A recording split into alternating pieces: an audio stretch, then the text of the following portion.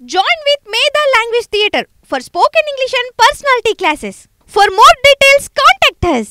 Welcome to reality check. నేను మీ journalist Prashanth. ప్రస్తుతం ఆంధ్రప్రదేశ్ రాజకీయాలు రోజుకో మలుపు తిరుగుతూ ఉన్నాయి. ఒకవైపు మొన్నటి వరకు బోట్ల రాజకీయం నడిచింది. ఇక ఇప్పుడు విశాఖ స్టీల్ ప్లాంట్కి సంబంధించిన విషయం పైన పెద్ద ఎత్తున తెర మీదకి వచ్చింది. దాంతోపాటు ప్రధానంగా అమరావతికి సంబంధించిన రాజధాని నిర్మాణము ఖచ్చితంగా మేము అమరావతిలోనే చేస్తాము, దానికి సంబంధించి ప్రపంచ బ్యాంకు వద్దన్నా కూడా మేము అక్కడే నిర్మాణం చేస్తామని నారాయణ వ్యాఖ్యలు మాత్రం ఇప్పుడు ఇటు ప్రతిపక్ష ఇటు అధికార పక్షాలలో పెద్ద ఎత్తున విమర్శలకు దారితీస్తూ ఉన్నాయి. ప్రధానంగా ప్రపంచ బ్యాంకు వద్దన్నా కూడా ఎందుకు అక్కడ నిర్మాణం చేస్తూ ఉన్నారు అనేది ఒక క్వశ్చన్ ప్రతిపక్షాలు రేజ్ చేస్తూ ఉంటే, ఖచ్చితంగా అక్కడ రిటర్న్స్ వాల్స్ కడతాము, ఖచ్చితంగా ఫ్లడ్స్ను వాటన్నిటిని ఎదుర్కొనే నిర్మాణం దిశగా మేము ఖచ్చితంగా నిర్మాణం చేపడతామని నారాయణ అంటున్నారు. మొత్తానికైతే ఈ యొక్క అమరావతి రాజధాని దాని చుట్టూ తిరుగుతున్న ఈ రాజకీయం పైన మనతో మాట్లాడడానికి రాజకీయ విశ్లేషకులు చింతా రాజశేఖర్ గారు మనతో పాటు ఉన్నారు. నమస్తే అండి. నమస్తే సార్, ప్రధానంగా ఒక విషయం చర్చ అంటే రాజధాని ఇది దాదాపు రెండు రాష్ట్రాలు విడిపోయిన తర్వాత ఏపీకి సంబంధించి రాజధాని లేదు, ఇక రాజధాని ఖచ్చితంగా అమరావతి అనేది ప్రధానంగా చంద్రబాబు చెప్తా ఉన్నాడు. అమరావతికి సంబంధించి పెద్ద ఎత్తున ఇన్ని సంవత్సరాలుగా మూమెంట్ చేస్తూ ఉన్నారు, అంటే ఉద్యమాలు చేశారు. అమరావతి ఖచ్చితంగా అక్కడే రాజధాని నిర్మించాలనేది కూడా టీడీపీ వాళ్ళు చెప్తా ఉన్న సందర్భం. దానికి సంబంధించి ఇప్పటికీ నారాయణ వ్యాఖ్యలు చూస్తూ ఉన్నాం. ప్రపంచ బ్యాంకు వద్దంది అయినా కూడా వద్దన్నా కూడా నేను అక్కడే నిర్మిస్తాము, ఖచ్చితంగా ఫ్లడ్స్ మిగతా వాటన్నిటికీ సంబంధించి ఏవి ఉన్నా కూడా ఎదుర్కొనే దిశగా ఆ నిర్మాణాలు చేపడతామని అంటున్నారు. దీన్ని ఎట్లా చూస్తారు అసలు మీరు? ఇప్పుడు అమరావతి ఎందుకు రాజధాని అంటే దానికి కొంచెం బ్యాక్గ్రౌండ్కి వెళ్తే రాష్ట్రం విడిపోయిన తర్వాత రాష్ట్ర విభజన చట్టంలో శివరామకృష్ణన్ అనే ఒక minister for urban development central union government వల్ల సెక్రటరీ అయిన శివరామకృష్ణన్ గారి ఆధ్వర్యాన్ని ఒక కమిటీ వేశారు.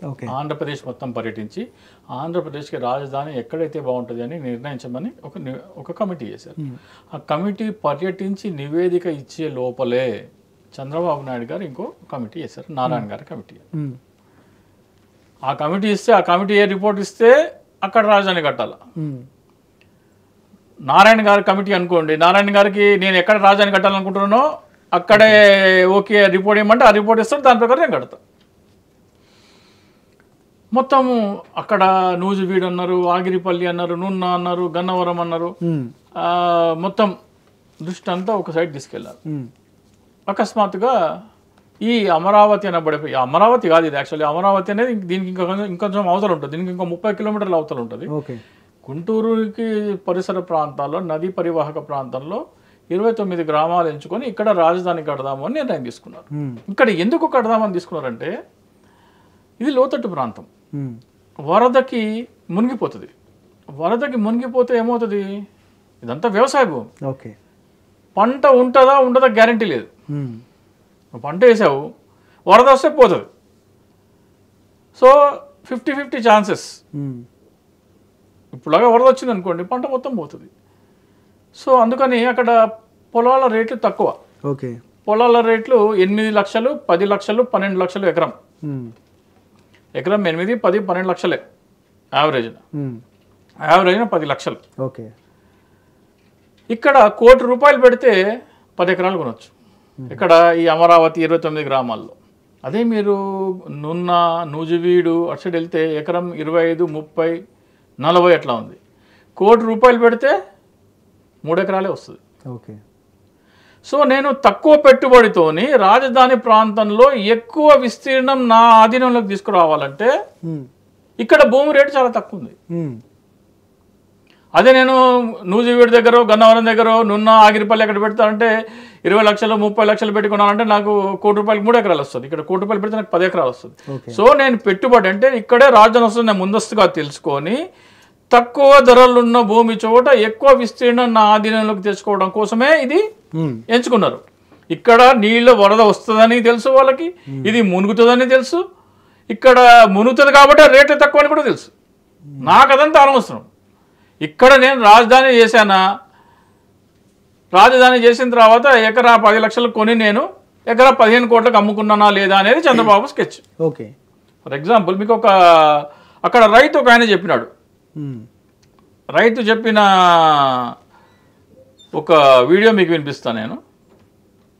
అంటే ప్రపంచ బ్యాంకు వద్దన్నా కూడా ఎక్కువ నిమిషం. తుళ్ళూరు గ్రామం, మేము ఇక్కడ లోకల్ రైతునండి. నేను 22 ఎకరాలు రాజధానికి స్వచ్ఛందంగా ఇచ్చానండి. 22 ఎకరాలంటే నాకు తెలిసిన నాలెడ్జ్ లో నేను చదువుకున్నాను కాబట్టి ప్రతి ఎకరానికి 44,000 స్క్వేర్ ఫీట్ ఉండిద్దండి. 44,000 స్క్వేర్ ఫీట్ లో ప్రైవేట్ వ్యక్తులేసి 20 ఫీట్లు 30 ఫీట్ రోడ్డు ఇస్తేనే రోడ్లు పోతే ఇంకా మిగిలేది 21,000 స్క్వేర్ ఫీట్.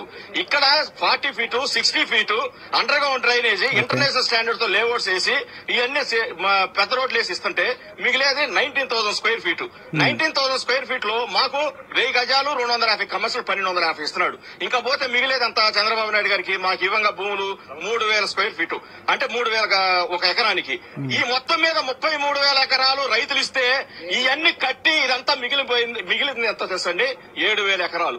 7,000 ఎకరాల్లో ఇవాళ ఇక్కడ ఇదంతా ఇంపార్టెంట్ కాదు, కానీ ఆయన స్టార్టింగ్ లో ఏం చెప్పినాడంటే మాది ఎకరా 15 లక్షలు అంటే నేను చెప్తున్నా అక్కడ రేట్ ఎంత ఉందో చెప్తున్నా. 8, 10, 12 లక్షలే ఉందని చెప్పడానికి ఈ వీడియో ప్రమాణంగా చెప్పాను. సో అక్కడ 8, 10, 12 ఈయనది 15 ఉండొచ్చు. యావరేజ్గా 10 లక్షలే ఉంది. కానీ వేరే చోట ఎకరా 30 లక్షలు ఉంది. అక్కడ 1 కోటి రూపాయలు పెడితే 3 ఎకరాలు వస్తుంది, ఇక్కడ 1 కోటి రూపాయలు పెడితే 10 ఎకరాలు వస్తుంది. చంద్రబాబు నాయుడు ముఖ్యమంత్రిగా ఏం చేయాలి?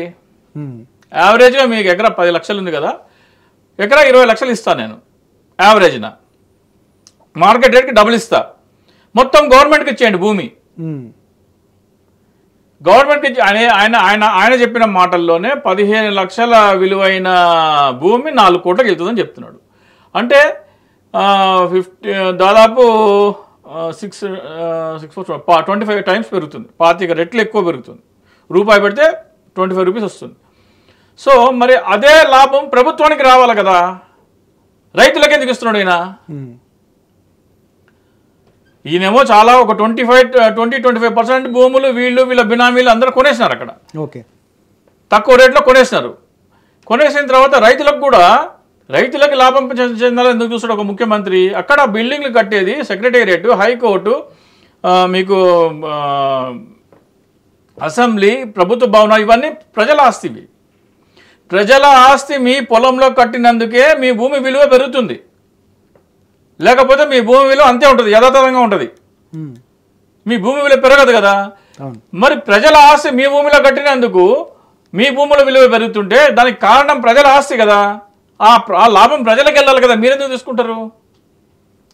మీ ఎకరా భూమి 10 లక్షలు అయితే 20 లక్షలు తీసుకోండి, 15 అయితే 30 తీసుకోండి, ఆ రోజున ఉంటే 30 తీసుకోండి, డబల్ తీసుకోండి.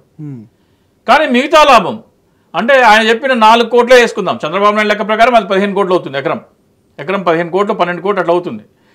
సో ఆయన చెప్పిన లెక్క ప్రకారం తీసుకున్నా కానీ నువ్వు 15 లక్షలది 30 లక్షలు తీసుకో, 3,70,000 ప్రభుత్వానికి ఇవ్వు. అది చంద్రబాబు నాయుడు చేయాల్సిన పని. రైతుకి ఎందుకు ఇస్తున్నాడు? ప్రజల వలన కదా దాని ఆశ విలువ పెరిగింది, రైతుల వలన కాదు కదా. దానివల్ల రైతులకే కదా బెనిఫిట్, రైతులకే కదా, డబల్ వస్తుంది కదా. ఇప్పుడు నువ్వు రైతువా కాదా? నువ్వు రైతు ఎట్లా అవుతావు? నువ్వు నేను ఒక ఎకరం భూమి ఇచ్చే 1200 గజాలు నాకు రెసిడెన్షియల్ ప్లాట్, కమర్షియల్ ప్లాట్ కావాలంటున్నానే, నువ్వు రైతువు కాదు. నువ్వు రైతు ఎప్పుడు అవుతావు? రాజధాని ఎకరంలో నా ఎకరం పొలం ఉంది, నాకు రాజధాని బయట 2 ఎకరాలు ఇవ్వండి, నేను వ్యవసాయమే చేస్తా, అప్పుడు నువ్వు రైతువి. లేకపోతే నువ్వు రైతు ఎట్లయితావు నువ్వు? సో చంద్రబాబు నాయుడు ఏం చెప్తున్నాడు అంటే, చంద్రబాబు నాయుడు చెప్పిన లెక్క ప్రకారము ఈ ఎకరా 5 అంటే ప్రభుత్వానికి మిగిలే భూమి విలువ 5 లక్షల కోట్లు అవుతుందని ఆయన వీడియో. అంటే ఏం చెప్తారు అంటే ఖచ్చితంగా అమరావతి వెనకాల ఏమైనా స్కామ్ దాగా? అమరావతిలో దోచుకునే నా ఇంటర్వ్యూలు చూడండి. 2019లో నేను అనలిస్ట్గా మొదలు పెట్టాను. 2020 మార్చ్ నుంచి అమరావతిలో దోచుకునేందుకే అక్కడ రాజధాని కడుతున్నారు అనేది నేను స్పష్టంగా చెప్పడం జరిగింది. ఇంకోటి మార్చి 2020లో కూడా ప్రభుత్వానికి నేను ఒక సూచన చేయడం జరిగింది. అంటే ఇప్పుడు వాళ్ళు దోచుకోవడానికి ప్రపంచ బ్యాంకు రుణం ఇస్తుంది అంటారా? అరే మరి మీరు చెప్పేది అదే ఉంది, అలానే ఉంది. అదే నేను చెప్పేది. ఇప్పుడు ఒక పెద్ద షాపింగ్ మాల్ ఉంది, నేను దోచుకోవడానికి వెళ్తాను, నాకు బ్యాంక్ లోన్ ఇవ్వమంటే బ్యాంక్ ఇస్తా అంటే దాంతో సమానం. అది దోచుకోవటానికి లోన్ అడిగే ఘన చరిత్ర చంద్రబాబుది. లోన్ దోచుకోవటానికి లోన్ తీసుకోగల అంతగా మ్యానిపులేట్ చేయగల స్కిల్స్ చంద్రబాబు నాయుడు దగ్గర ఉన్నాయి. అదృష్టవశాత్తు ప్రపంచ బ్యాంకు లోన్ ఇవ్వనన్నది. అయితే ఇక్కడ ఏమంటున్నారు? మునిగిపోని మీరు సావండి, మేము అక్కడే కడతాం. ఓకే, మేము అక్కడే కట్టి మేము కొన్న 10 లక్షలకి మేము 15 కోట్లు తీసుకుని వెళ్తాం. ఓకే, మేము ఎకరా 10 లక్షలు కొన్నాము, ఎకరా 15 కోట్లు కావాలి 5 సంవత్సరాల్లో. అది చంద్రబాబు నాయుడు పవన్ కళ్యాణ్ ప్లాన్. మీరు పవన్ కళ్యాణ్ గురించి మాట్లాడుతున్నారు కాబట్టి పవన్ కళ్యాణ్ వివాదరహితుడు, అదేవిధంగా అవినీతి ఇంతవరకు మచ్చలేని నాయకుడిగా ఉన్న పరిస్థితి. ఆయన ఒప్పుకుంటాడా మరి ఇంత పెద్ద స్కామ్ జరుగుతుంది అనేది? ఆయనకు తెలియకుండానే జరుగుతుందా, లేదంటే ఒకవేళ ఆయనకు తెలిస్తే మాత్రం ఒప్పుకుంటాడంటారా?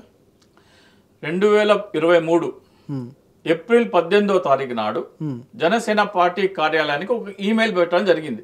ఓకే, మీ చేతిలో ఏదైతే రిపోర్ట్ నేను ఇచ్చానో అది నేను వైసీపీ పార్టీకి పంపించాను, జనసేన పార్టీ కూడా పంపించాను.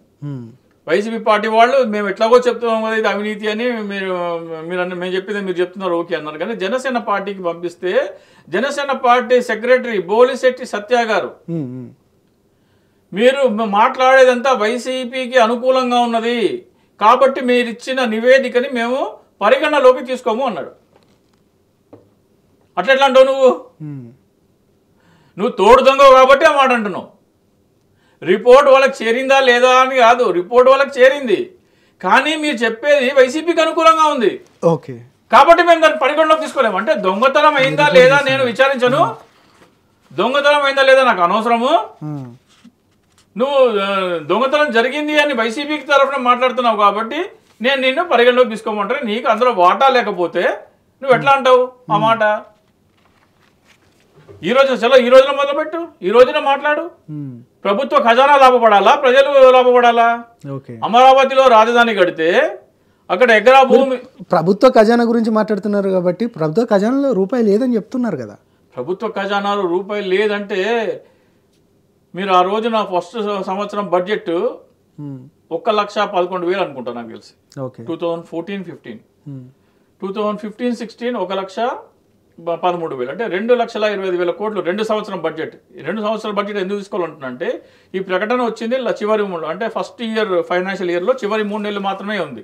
సో దాంట్లో సగము, ఆ తర్వాత ఆర్థిక సంవత్సరం సగం తీసుకుంటే దీంట్లో మీరు 7,000 కోట్ల రూపాయలే మీరు ఖర్చు పెట్టాల్సింది.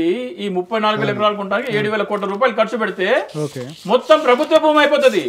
రైతులు లాభపడరు. అప్పుడు ప్రభుత్వ ఖజానాకి 5 లక్షల కోట్ల లాభం. ప్రభుత్వ ఖజానాకి 5 లక్షల కోట్ల లాభం తీసుకొస్తావా నువ్వు?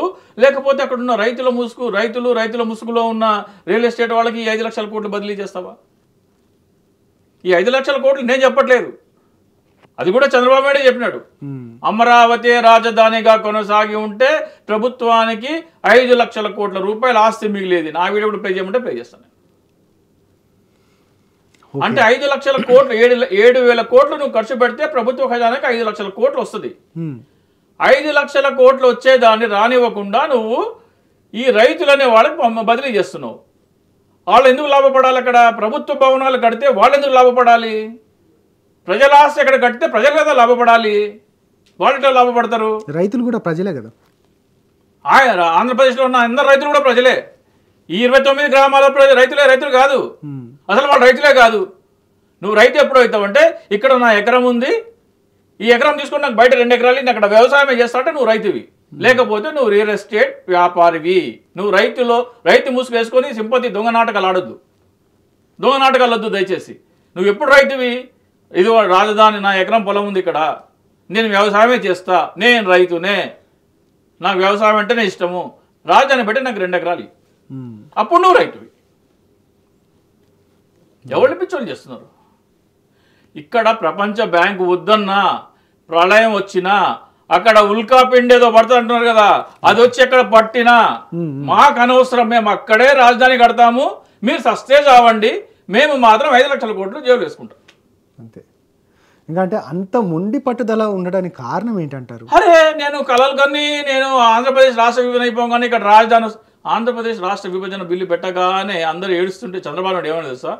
4-5 లక్షల కోట్లతో మనం కొత్తగా రాజధాని కడతాం బ్రదర్, రాష్ట్రం విడిపోతే తప్పేం లేదన్నాడు. ఆ రోజు ప్రకటన వచ్చినప్పుడు ఈ 5 కోట్ల మంది ఆంధ్రప్రదేశ్ ప్రజలు విభజనకి వ్యతిరేకంగా కన్నీరు మున్నీరుగా ఏడుస్తున్న రోజుల్లో చంద్రబాబు నాయుడు ఇచ్చిన ఫస్ట్ రియాక్షన్ ఏంటంటే రాష్ట్రం విభజన జరిగితే జరిగింది, రాజధాని కట్టుకుందాం, 4-5 లక్షల కోట్లతో రాజధాని కడదాం అంటే ఆ రోజు నుంచే ఆయన కన్నుంది 4-5 లక్షల కోట్ల టార్గెట్ అనేది.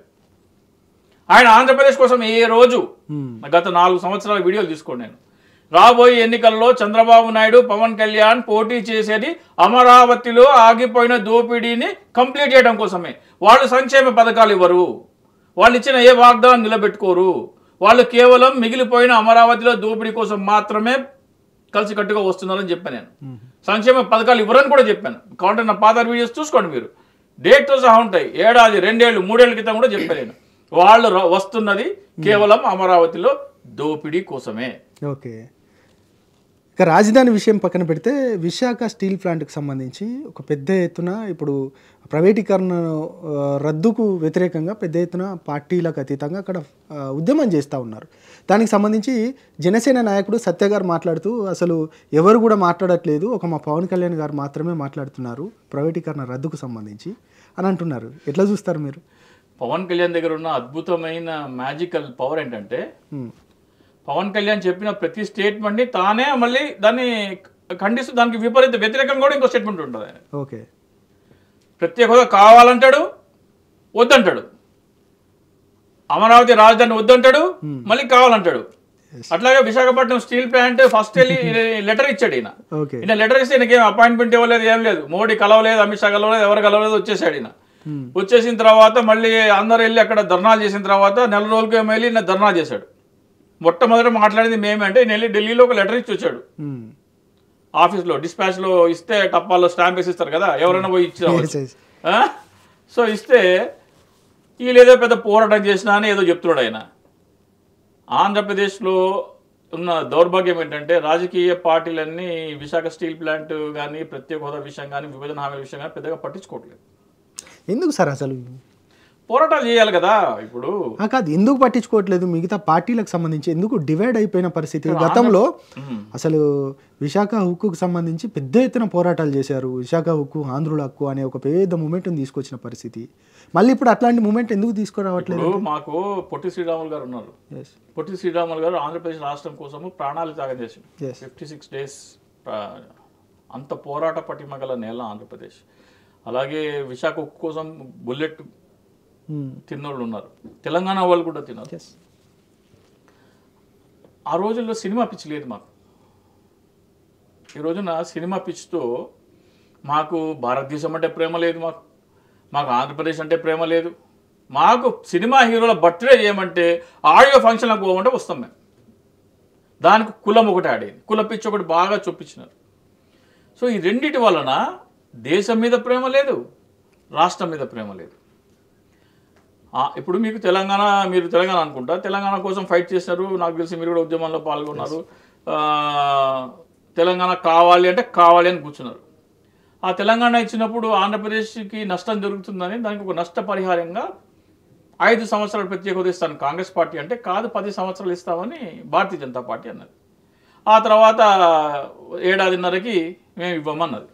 అదే తెలంగాణ అయితే ఏమవుతుండే, రాష్ట్రం బొగ్గుమంటుండే. అక్కడ మాకు చలనం లేదు.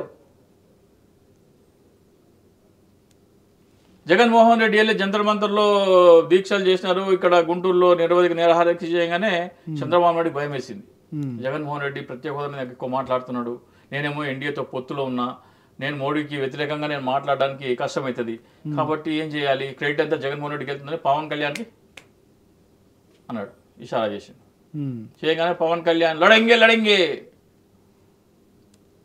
మోడీయా అదే ఇదా అని 3 సభలు పెట్టిండు. 3 సభలు పెట్టిండు. ఇలా ప్రత్యేక ప్యాకేజీ అని అన్నారు, ప్రత్యేక చల్లగా అయిపో అన్నాడు. నీవరెడ్డి మెల్లగా అయిపోయింది. ప్రత్యేక హోదా కోసము అవసరమైతే ప్రాణత్యాగం చేస్తాను పొట్టి శ్రీరాములు కన్నా పవన్ కళ్యాణ్, 13 జిల్లాల్లో 13 మీటింగ్లు పెడతాను, ప్రజా పోరాటాలు చేస్తాను పవన్ కళ్యాణ్ 2 మీటింగ్లు పెట్టాడు. ఎవడు చెప్తే మీటి పోరాటం చేస్తా అన్నావు, ఎవడు ఆగిపోమంటే ఆగిపోయినావు నువ్వు రాష్ట్రం కోసం ఇక్కడ పోరాడినావు నువ్వు. అది అయిపోయినా జగన్మోహన్ రెడ్డి అధికారంలోకి వచ్చారు. 25 మంది ఎమ్మెల్యేలు ఇస్తే మేము ఎంపీలు ఇస్తే మేము పోరాటం చేస్తామని 22 మంది ఇచ్చారు, ఆయన పోరాడలేదు. చంద్రబాబు నాయుడు సీఎంగా ఉన్నప్పుడు జగన్మోహన్ రెడ్డి చంద్రబాబు నాయుడు పీక పట్టుకున్నాడు, ఏది ప్రత్యేక హోదా. చంద్రబాబు నాయుడు జగన్మోహన్ రెడ్డికి 22 మంది ఎంపీలు ఉన్నప్పుడు చంద్రబాబు నాయుడు మాట్లాడలే, pin drop silence. Pawan Kalyan ఏమంటాడు, తెలంగాణకు ఉన్న పోరాట పటిమ ఆంధ్రప్రదేశ్ ప్రజలకు లేదు అంటాడు. నువ్వేమన్నా పిలిపించినావా? ఏమన్నా పోరాటం చేద్దామని నేను పిలిపించినావా? కేవలం 3 నెలల్లో ప్రత్యేక హోదా తీసుకురావచ్చు, స్టీల్ ప్లాంట్ ప్రైవేటీకరణ ఆపేయచ్చు మనం తలుచుకుంటాం సార్. ఎట్లా అంటే ఇప్పుడు పార్టీలకు అతీతంగా తెర మీదకి వచ్చి నిజంగా విశాఖ అంటే ప్రైవేటీకరణను, స్టీల్ ప్లాంట్ ప్రైవేటీకరణను ఆపాలంటే ఏం చేస్తే బాగుంటుంది అంటారు? ఇప్పుడు 2 విషయాలు ఉన్నాయండి. ఆంధ్రప్రదేశ్ ప్రజలు మేల్కోవాలి. మీకు కులము కాదు, నాయకుడు కాదు భోజనం పెట్టేది, మీకు రాష్ట్ర భవిష్యత్తే మీ పిల్లల భవిష్యత్తు. ఇది ఫస్ట్ ప్రజలు తెలుసుకోవాలి. ఇదే తమిళనాడులో జరిగినా, కర్ణాటకలో జరిగినా, కేరళలో జరిగినా, తెలంగాణలో జరిగినా ఊరుకోరు. ప్రత్యేక హోదా కానివ్వండి, పోలవరం ప్రాజెక్ట్ కానివ్వండి, విశాఖ నిజం సార్. అంటే కూటమి కూడా భాగం ఉంది, సెంట్రల్ లో భాగంగానే ఉంది. అసలు ఇక్కడ వీళ్ళకి చెప్తున్నా కదా, వీళ్ళకి మా నాయకుడు ఏది చెప్తే అదే. చంద్రబాబు నాయుడు ప్రత్యేక హోదా కావాలంటే తెలుగుదేశం వాళ్ళందరూ ప్రత్యేక హోదా కావాలంటారు. చంద్రబాబు నాయుడు ప్యాకేజీ అంటే వాళ్ళందరూ మాట్లాడరు. ఇక పవన్ కళ్యాణ్ లడంగి అంటే వీళ్ళందరూ కూడా లడంగి అంటారు. పవన్ కళ్యాణ్ సైలెంట్ అయిపోగానే వీళ్ళందరూ సైలెంట్ అయిపోతారు. నాయకుడు వెనకాల నడవకూడదు. రాష్ట్ర ప్రయోజనాలు దృష్టిలో పెట్టుకొని ఒక కార్యాచరణ చెప్తాను నేను. ఎందుకు రాదో చూస్తాను నేను. కేంద్ర ప్రభుత్వం మాకు ప్రత్యేక హోదా ఇవ్వకపోతే ఆంధ్రప్రదేశ్ ప్రజలు ఎవరు కేంద్ర ప్రభుత్వానికి చెల్లించాల్సిన పన్నులు చెల్లించరు. మీరు మాకు ప్రత్యేక హోదా ఇచ్చి స్టీల్ ప్లాంట్ ప్రైవేటీకరణ ఆపిన తర్వాత మేము ఏమేం పన్నులు అయితే ఆపామో అవి బకాయిలతో కడతాం. నువ్వు నాకు ఇవ్వాల్సింది ఇవ్వు, నేను నీకు ఇవ్వాల్సింది ఇస్తా. అప్పటిదాకా నేను ఇవ్వ. మొట్టమొదటిది national highway authority of India toll tax. Toll ట్యాక్స్లో మీకు ఏం చేయాలా? మీ ఫాస్ట్ ట్యాగ్లో బ్యాలెన్స్ పెట్టుకోవాలా. అది పాస్ అయినప్పుడు కడుతుంది. ఆంధ్రప్రదేశ్ ప్రజలందరూ ఆంధ్రప్రదేశ్ పరిధిలో ప్రయాణం చేసేటప్పుడు మీ ఫాస్ట్ ట్యాగ్ బ్యాలెన్స్ 0 చేసుకోండి. టోల్ గేట్లో ఆపుతాడు. ఎంతసేపు ఆపుతాడు? ఎంతమందిని ఆపుతాడు?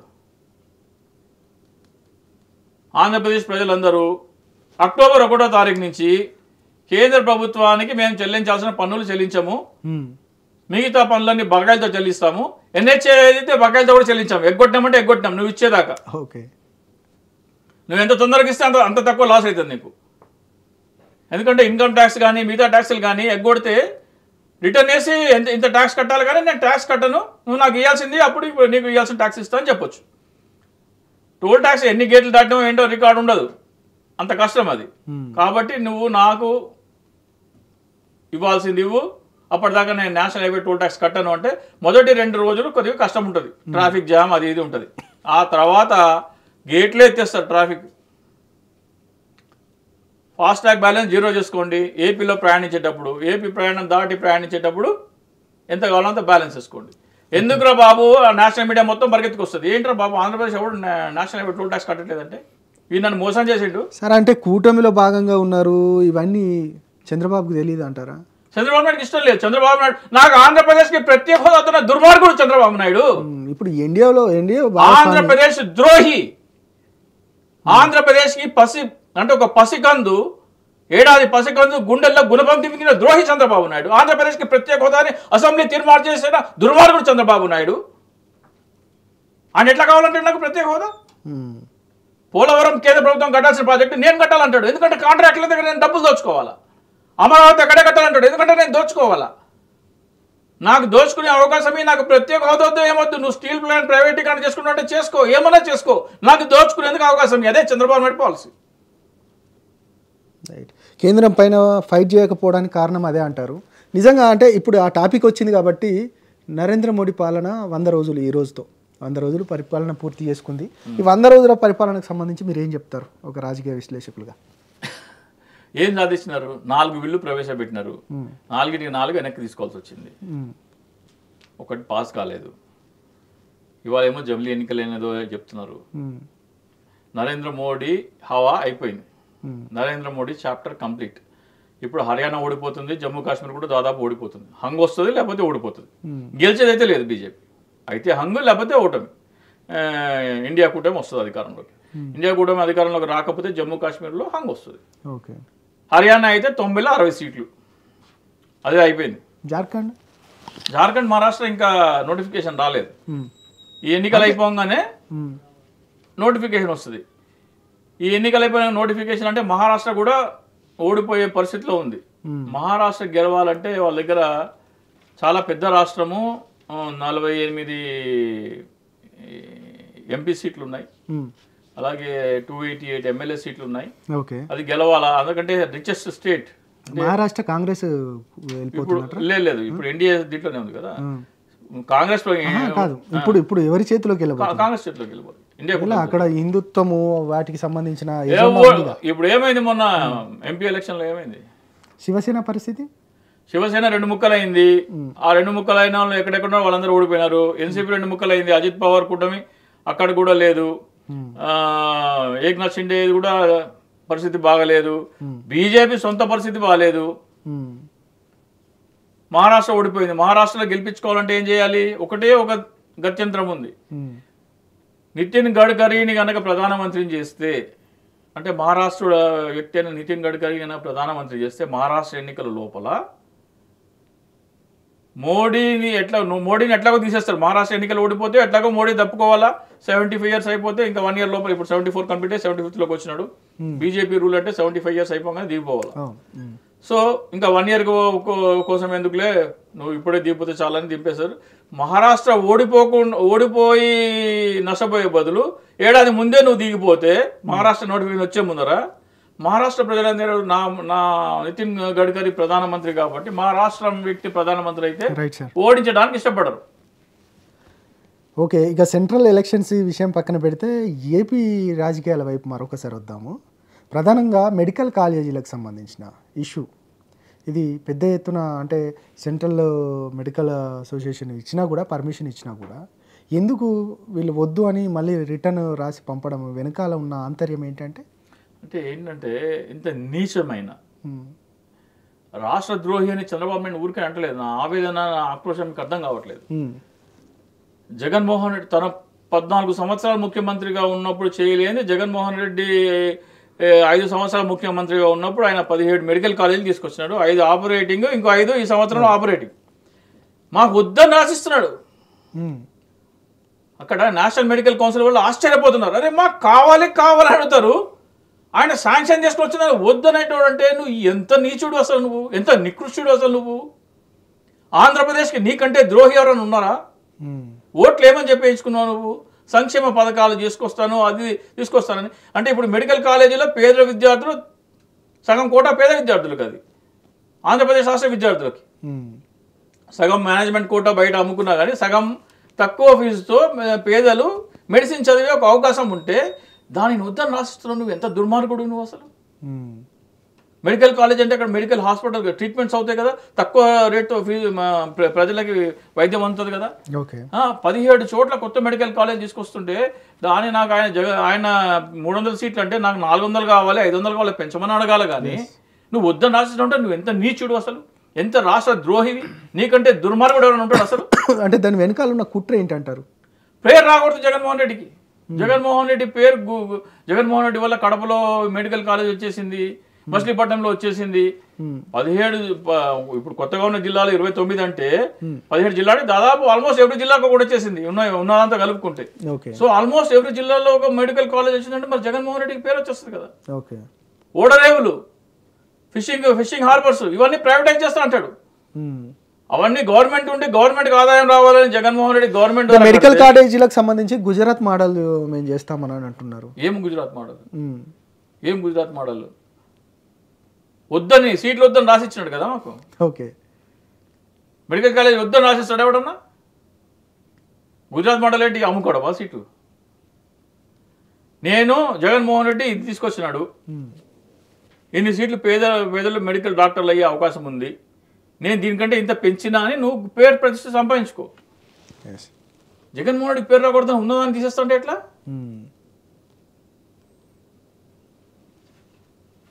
రైట్ సార్, ఇక ఫైనల్గా చెప్పండి, ఆంధ్రప్రదేశ్ రాష్ట్ర రాజకీయాలపైన ప్రధానంగా ఇంత చర్చించుకున్నాము. దాంతోపాటు ఫైనల్గా జానీ మాస్టర్ ఇష్యూ ఇప్పుడు తెలుగు ఇండస్ట్రీనే కాదు యావత్ భారతదేశంలో ఇదొక హాట్ టాపిక్గా, ఎందుకంటే అన్ని సినీ వర్గాలలో సినీ వర్గం అంటే సినీ ఇండస్ట్రీ అంటేనే అందరూ చూస్తూ ఉంటారు, ఖచ్చితంగా దాన్ని వాచ్ చేస్తూ ఉంటారు.